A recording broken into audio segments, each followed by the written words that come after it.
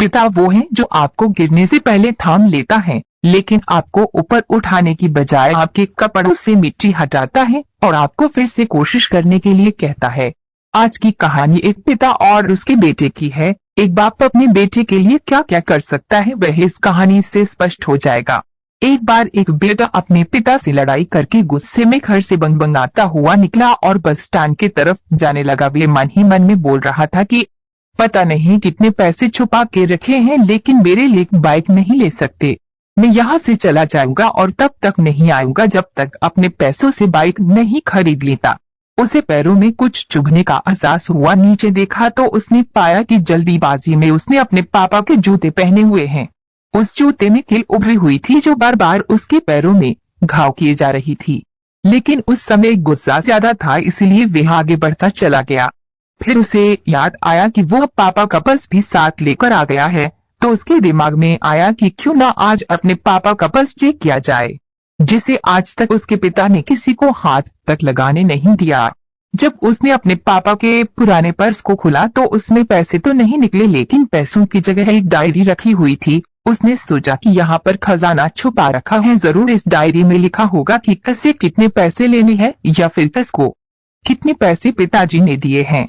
भगवान पर भरोसा रखो। लेकिन वो गलत था। जब उसने उस डायरी को खोला तो पहले पन्ने पर वहाँ पर जो लिखा था वह थोड़ा अजीब था। डायरी के पहले पन्ने पर जो लिखा था उसे पढ़ने के बाद उसके चेहरे पर जो हाव भाव थे वह गायब हो चुके थे, क्योंकि डायरी में वैसा कुछ नहीं लिखा था जिसकी उसने उम्मीद की थी या फिर वो जो भी सोच रहा था। उस डायरी में पैसों का हिसाब लिखा हुआ था जो अलग अलग कामों के लिए अलग अलग लोगों से उधार लिए गए थे।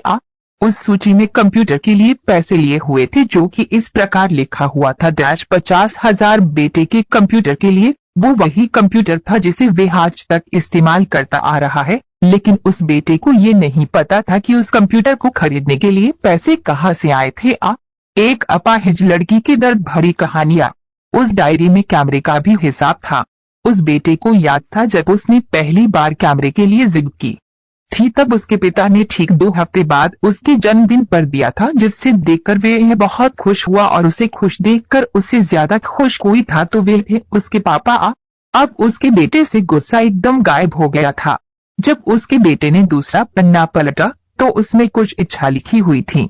पहली इच्छा जो थी वह थी अच्छे जूते पहनना। ये बात उसके बेटे को कुछ समझ नहीं आई। तभी उसके पैर सड़क पर एक गड्ढे में जा पड़ा जिसमें पानी भरा था, जिससे बेटे के पैर गीले हो गए। उसने जूते को पलट कर देखा तो उसने देखा कि जूता जो है नीचे से फटा हुआ था। ये देखकर उसे डायरी में लिखी हुई बात समझ में आ गई। किसान के खेत में फसल क्यों नहीं हुई। तभी उसे उसके माँ बाप की बात याद आई। माँ हमेशा ये बोलती थी कि अब तो नए जूते ले लो, लेकिन पिता हमेशा बोलते थे कि नहीं, अभी कुछ दिन और चलेगा। ये जूता कुछ दिन पहले ही तो लिए थे। उसे आज समझ आ रहा था कि कितने दिन और चलेंगे। साथ ही साथ उसे ये भी समझ आ रहा था कि उसके पिता बस को क्यों छुपाए रखते थे।